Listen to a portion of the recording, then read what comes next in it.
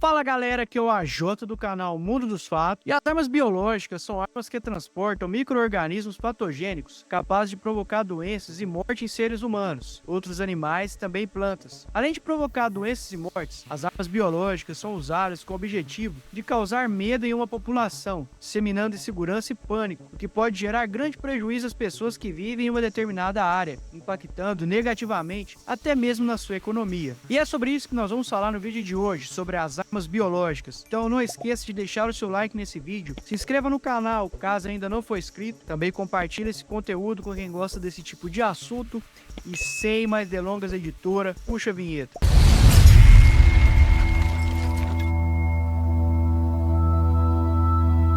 Para dar início, nós vamos falar sobre o uso de armas biológicas na história. O uso de armas biológicas não é uma novidade na história da humanidade, sendo observada essa prática desde a antiguidade. A título de exemplo, os romanos contaminavam os poços de seus inimigos, lançando em seu interior carcaças de animais. Essas armas, no entanto, eram bastante simples, sendo poucos os agentes infecciosos relacionados e a forma de aplicação nem sempre era muito efetiva. O desenvolvimento nesse tipo de arma ganhou força com o avanço nos estudos da microbiologia. Com a maior compreensão sobre os micro-organismos patogênicos, tornou-se possível criar armas bem elaboradas, com uma elevada capacidade de infectar um grande número de pessoas. Avançando um pouco mais na linha do tempo, durante a Primeira Guerra Mundial, os alemães desenvolveram diversas armas biológicas. Entretanto, o impacto delas é desconhecido. Na Segunda Guerra Mundial, a produção de armas biológicas foi também observada. Até onde se sabe, apenas os japoneses, durante a ocupação da China, empregaram armas biológicas em grande escala.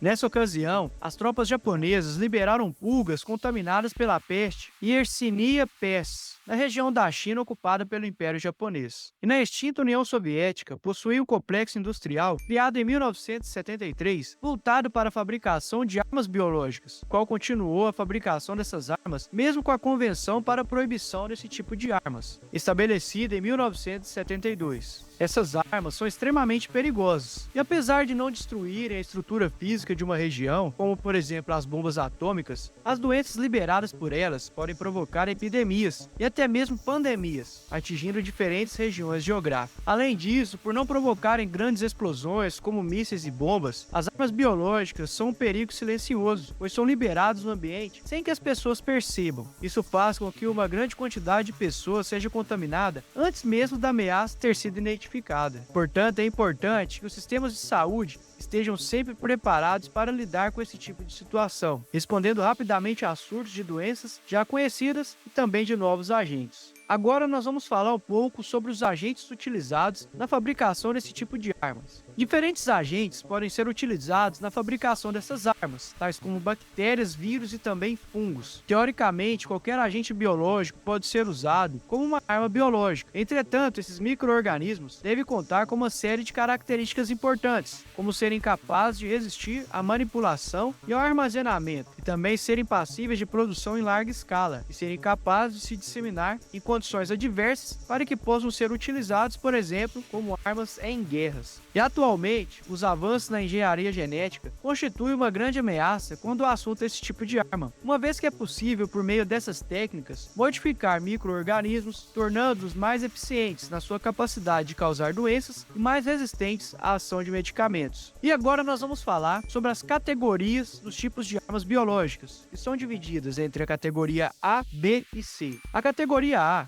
é composto por agentes de alta prioridade, que incluem organismos que apresentam grande risco à saúde nacional devido ao fato de serem disseminados facilmente ou transmitidos de uma pessoa para outra, possuírem altas taxas de mortalidade, causarem pânico e perturbação social e requerem ação especial para a preparação da saúde pública. A título de exemplo, alguns agentes causadores desse tipo de mal, temos a varíola, botulismo e o antrax, por exemplo. A categoria B são os agentes de segunda prioridade, os quais se destacam por serem moderadamente fáceis de se disseminar, possuírem taxas moderadas de morbidades e baixas taxas de mortalidade, e requerem aperfeiçoamento na capacidade de diagnóstico e vigilância epidemiológica. Nesse grupo, incluem-se organismos causadores de febre tipo, encefalite viral, brucelose e que ameaçam a segurança da água, como por exemplo o vírus causador da cólera. Na categoria C, por fim, são os patógenos emergentes que poderiam ser projetados para disseminação em massa no futuro, devido à facilidade de serem obtidos e disseminados e ao potencial que apresentam para altas taxas de mortalidade e morbidade, o que causaria grande impacto na saúde mundial, como por exemplo, os agentes causadores de doenças infecciosas emergentes, como o vírus Nipah e o Hantavírus. Então esse foi o vídeo de hoje. Não esqueça de deixar o seu like, conta pra gente aqui se você sabia de algum desses vírus, desse tipo de arma, e clique no próximo vídeo para ver um outro fato, uma outra curiosidade desse nosso mundo. Valeu, é nóis, tamo junto.